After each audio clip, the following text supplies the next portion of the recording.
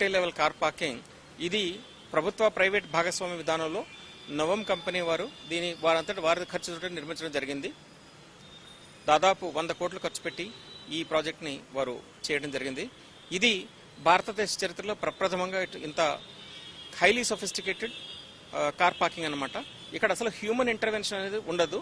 ఎవరు కూడా మనుషులు కార్ని పార్క్ చేయటం, ఆ కార్ని మళ్ళీ డిజిగ్నేటెడ్ ప్లేస్కి తీసుకెళ్ళడం అనేది ఉండదు.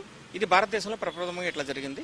ఇక్కడ అంతా కూడా వారు జస్ట్ డ్రైవర్ వచ్చి కార్ని అక్కడ వదిలేస్తే ఆటోమేటిక్గా ఆ కార్ ఏంటంటే స్లాట్ తీసుకుంటుంది. మొత్తం ఇది 15 అంతస్తులో కట్టడం జరిగింది. అందులో 10 అంతస్తులు దీనికి పార్కింగ్ కోసం, కొన్ని క్రింద కొన్ని పైన కేటాయించడం జరిగింది. ఒక 5 అంతస్తులు మాత్రం కమర్షియల్ యాక్టివిటీ, ఎందుకంటే ఇది ఇంత ఖర్చు పెట్టి వారంతటి వారితో చేశారు కాబట్టి మేమేమి కేవలం ఒక అరెకరం భూమిని ఇవ్వడం జరిగిందనమాట ఈ ప్రాజెక్ట్ కట్టడం కోసం.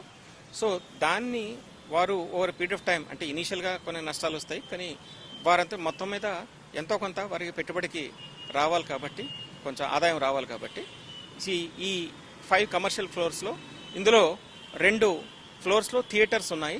2 థియేటర్స్ ఉన్నాయి. ఆ 2 కూడా మంచి అత్యాధునికమైనటువంటి హైదరాబాద్లో ఇంతవరకు మీరు చూడనటువంటి థియేటర్స్ ఉన్నాయి. ఇక ఈ పార్కింగ్ చూసుకుంటే కంప్లీట్లీ ఆటోమేటెడ్ అనేటువంటిది ఇండియాలో ఫస్ట్ టైం చేయడం జరిగింది. ఇది నిజానికి జర్మన్ టెక్నాలజీ, ప్యాలిస్ టెక్నాలజీ అంటాము. అంటే పజిల్ పార్కింగ్ అన్నమాట. ఆటోమేటిక్గా మీరు అది ఎక్కడ చూసుకుంటుంది, స్పాట్ చూసుకుని దానంతట అదే వెళ్ళిపోతుంది అనమాట.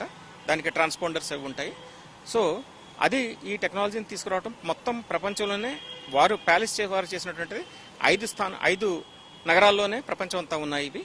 ఇది 5వ అనమాట ఇక్కడ హైదరాబాద్లో చేయడం అనేటిది.